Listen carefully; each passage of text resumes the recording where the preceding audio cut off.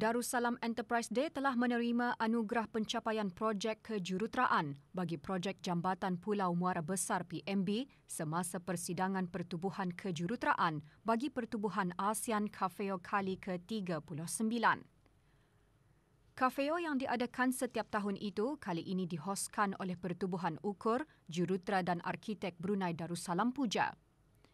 Anugerah berkenaan merupakan satu pengiktirafan bagi projek Jambatan PMB yang dikenal pasti sebagai satu pencapaian kejuruteraan dalam kalangan ASEAN dan pencapaian dalam kejuruteraan yang dianggap sumbangan yang penting kepada kemajuan kejuruteraan dan kualiti kehidupan dalam rantau ASEAN. Pelbagai teknologi inovasi juga dilaksanakan ke arah membentuk dan membina jambatan tersebut. Projek Jambatan PMB sepanjang 2.68 km siap pada tahun 2018 yang juga dilengkapi dengan berbagai perkhidmatan, antaranya perkhidmatan air, tenaga elektrik dan telekomunikasi. Kem Keusahawanan BIM Piaga diadakan kali pertama untuk memberi para peserta dengan kemahiran, pengetahuan ke arah membangun dan mencipta laluan keusahawanan bagi menjana bentuk pekerjaan mereka sendiri. Bertemakan keusahawanan dalam era COVID-19, kem disertai oleh 553 orang yang terdiri daripada pelajar, tenaga pengajar dan ahli profesional dari negara-negara anggota BIM Piaga bagi memperoleh kemahiran dan latihan yang diperlukan untuk membangun dan menjana idea perniagaan baharu.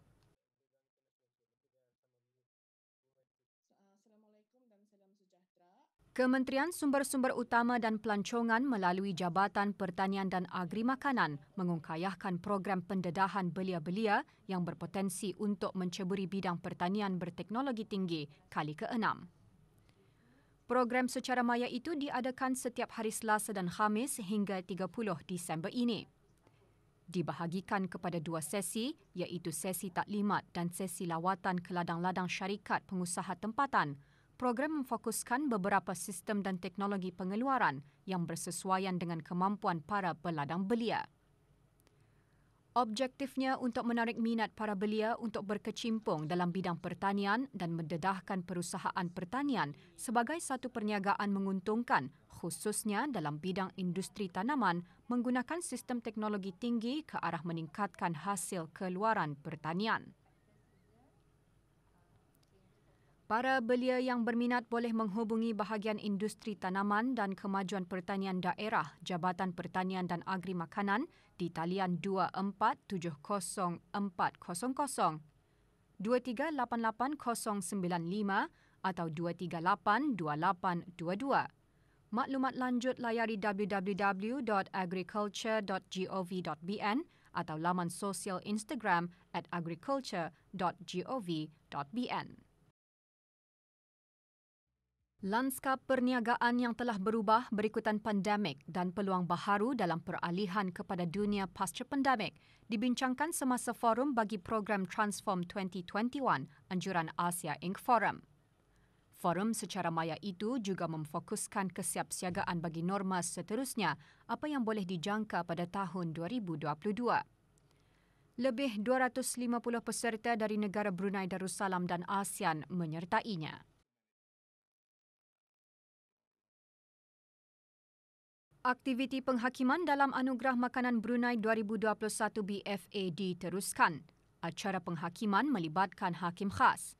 Penyertaan juri-juri khas memberikan satu peluang kepada Suruhanjaya Tinggi dan kedutaan asing untuk menikmati pengalaman terhadap makanan, budaya dan tradisi di negara ini.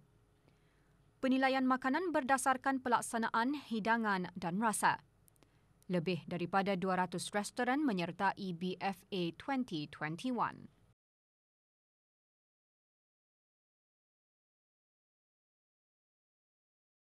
Penghakiman Anugerah Makanan Brunei BFA juga diadakan di daerah Temburong. BFA 2021 menggalakkan pertumbuhan industri makanan dan minuman Brunei selain mengiktiraf masakan tempatan dan antarabangsa yang terbaik dari 4 daerah di negara ini. 5 buah restoran menyertai pertandingan tersebut dengan menghidangkan makanan kebudayaan dan tradisi Brunei. Antaranya udang galah masak sambal, wajit temburong, cendol durian putih dan cendol durian kuning dan ayam tajau temburong.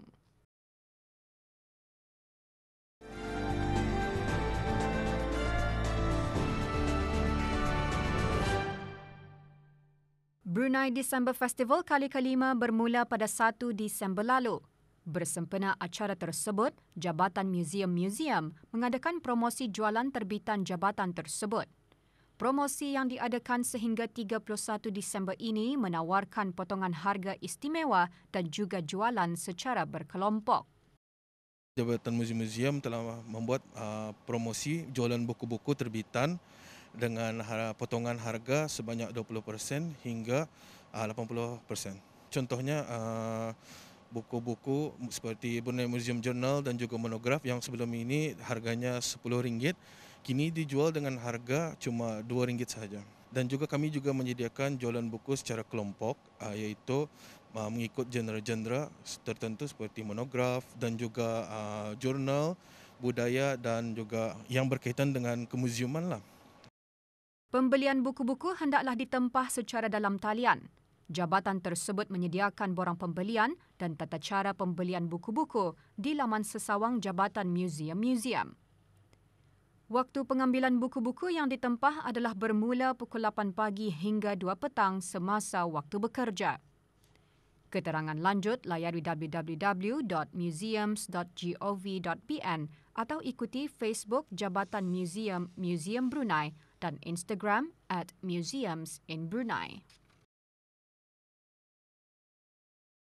Sementara itu, pameran elektronik atau e-pameran Anjuran Pusat Sejarah Brunei di bawah Brunei December Festival merupakan pendekatan Pusat Sejarah Brunei ke arah memberikan maklumat dan info sejarah negara kepada masyarakat umum melalui rangkaian teknologi maklumat. E-pameran disampaikan dalam bentuk digital file PDF yang mengandungi penceritaan melalui teks dan gambar virtual 360-degree panorama, flipbook dan pameran 3 dimensi. E-pameran ini mengandungi 7 buah pameran, iaitu e-pameran koleksi manuskrip Borneo, e-pameran sejarah awal hubungan Brunei dengan negara luar, e-pameran sejarah awal Brunei Tua, e-pameran Perlembagaan Negeri Brunei 1959, e-pameran era kegemilangan Brunei, e-pameran Salasilah dan juga pameran 3D kaligrafi nama-nama sultan.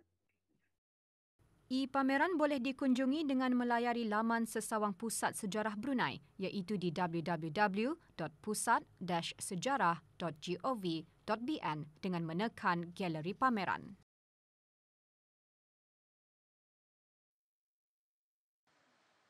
Pada masa yang sama, Dewan Bahasa dan Pustaka Brunei buat julung kalinya mengadakan promosi jualan buku hujung tahun. Promosi diadakan sehingga 24 Disember ini. Potongan harga istimewa dari 10 hingga 70% ditawarkan mengikut tahun buku diterbitkan. Jualan secara pakej juga disediakan, antaranya pakej Masakan Brunei dan pakej Kamus. Sepanjang promosi, semua majalah dan jurnal terbitan Dewan Bahasa dan Pustaka dijual dengan potongan harga 20%. Promosi diadakan di Kedai Buku Dewan Bahasa dan Pustaka, Lapangan Terbang Lama Berakas bermula pukul 8.15 pagi hingga 1 petang.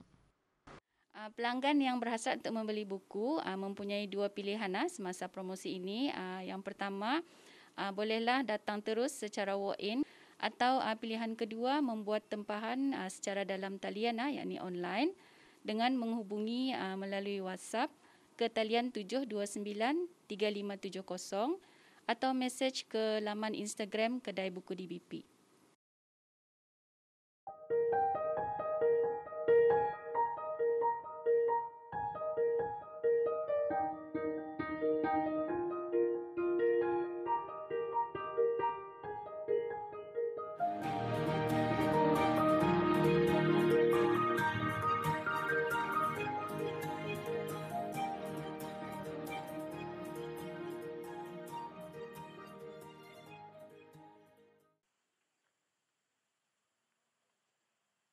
Sebut sahaja udang galah, pasti ramai yang teringat akan daerah Temburong yang menawarkan udang galah di mana-mana tamu atau kedai-kedai makan di daerah berkenaan.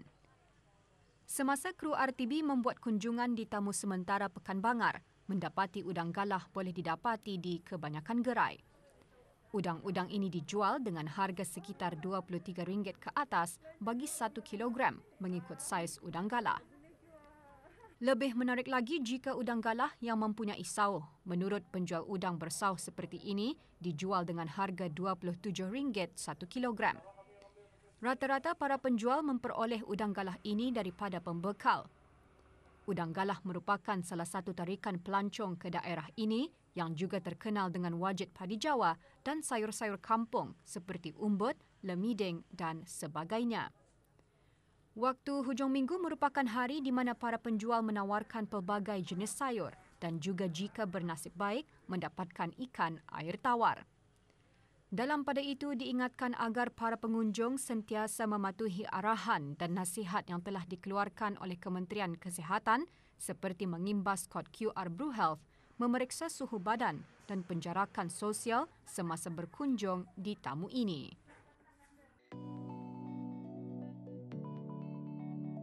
Memulakan operasinya sejak tahun 2012, Ponimarine, sebuah syarikat tempatan yang memberikan beberapa khidmat maritim dan industri aquakultur, telah mencipta nama baru-baru ini apabila memenangi anugerah SME Cemerlang dalam kategori syarikat yang berkembang dalam anugerah perniagaan ASEAN ABA.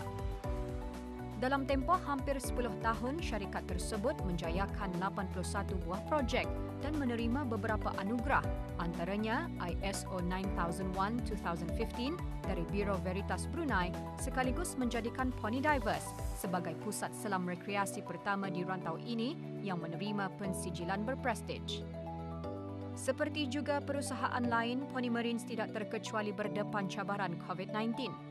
Anugerah yang diterima menaikkan lagi semangat syarikat tersebut untuk terus maju dalam sektor yang diceburi. We've also been looking at bringing in a few different types of underwater ROVs for different kind of task underwater, and we are also planning to expand into the offshore industry as well with subsea services. Again, very highly specialized services. Anugerah yang diperoleh juga sangat bermakna bagi mereka kerana dengannya syarikat ini akan lebih mendapat pengiktirafan selain pengiktirafan dari rantau ASEAN.